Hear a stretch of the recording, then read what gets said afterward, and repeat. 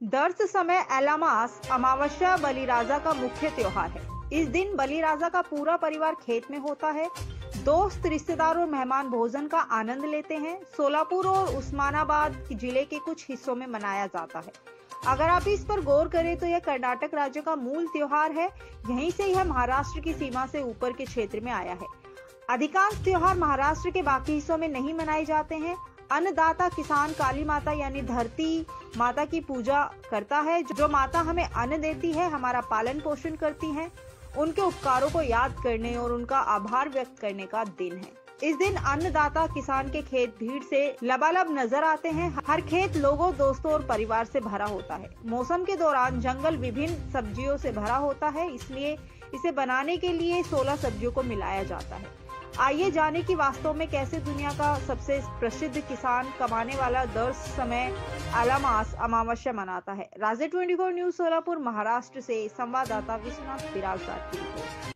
नमस्कार, मी महेश सुरेश मिळेवडी, मुक्काम पोस्ट राजूर, तालुका दक्षिण सोलापूर। हे आमचे वडिलोपार्जित शेती, आमचे 4-5 पिढ्या याच्यामध्ये शेतीवरच आमचं सगळं उदाहरण अवलंबून आहे। आज मी एमए शिक्षण झालेला एक विद्यार्थी असून सुद्धा मी सुद्धा एक सदनशील शेतकरी म्हणून या भागामध्ये प्रसिद्ध आहे। सालाबादाप्रमाणे यंदाही या दर्श वेळाच्या निमित्त मी तमाम महाराष्ट्रातील, सोलापूर जिल्ह्यातील तमाम शेतकरी बांधवांना आणि हिंदू बंधू बांधवांना या सणानिमित्त मनपूर्वक हार्दिक शुभेच्छा देतो। कारण हा शेतकऱ्याच्या जीवनातील एक मोठा आनंदाचा दिवस असतो।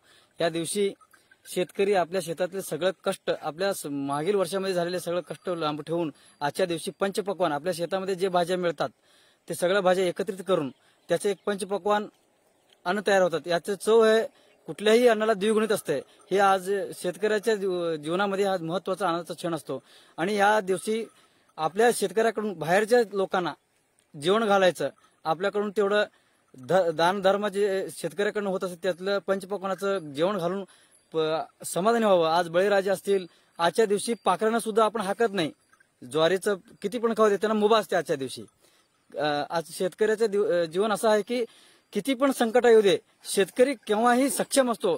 त्याच्या ऊन, वादळ, वारा काय पण, आता परवा 2-4 दिवस वादळी वारे म्हणजे गारपिटीची शक्यता होते, तरी पण शेतकरी न डगमगता आपले सण तयारला कधीही सज्ज। ज्याप्रमाणे सीमेवरती सैनिक तयार असतो, त्याचप्रमाणे या देशामध्ये दुसरा सैनिक म्हणजे शेतकरीच आहे।